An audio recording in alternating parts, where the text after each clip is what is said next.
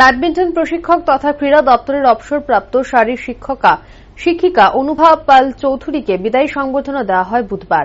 এনএসআরসিসিতে বিদায়ী সংবর্ধনা অনুষ্ঠানে উপস্থিত ছিলেন যুব বিষয়ক ও ক্রীড়া দপ্তরের মন্ত্রী টিঙ্কু রায় সহ অন্যান্যরা। বক্তব্য রাখতে গিয়ে মন্ত্রী টিঙ্কু রায় বলেন, বর্তমান সরকার শাসনভার নেওয়ার পরে রাজ্যের খেলোয়াড় এবং খেলার জগতে আমূল পরিবর্তন সাধিত করেছে। তিনি আরও বলেন, ওনাকে যখন রাজ্যের ক্রীড়া দপ্তরের দায়িত্বভার দেওয়া হয় তারপর থেকে ক্রীড়া জগতে পিআই পোস্টে থাকা সকল ব্যক্তিদের সংবর্ধনা জানানো হয়। তার পাশাপাশি জুনিয়র পিআই পোস্টে থাকা ব্যক্তিদের পিআই পোস্টে প্রমোশনও দেওয়া হয়েছে বলে জানান তিনি।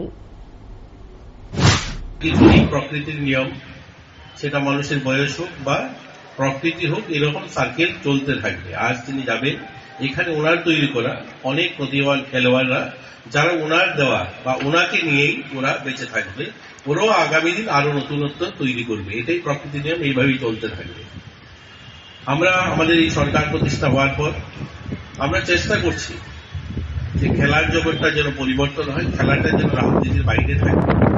খেলোয়াড় যারা তারা যেন একটা পরিবেশ পায়, যারা খেলা নিয়ে আছেন তারা যেন নিজের জন্য, রাজ্যের জন্য, দেশের জন্য কিছু করতে পারে।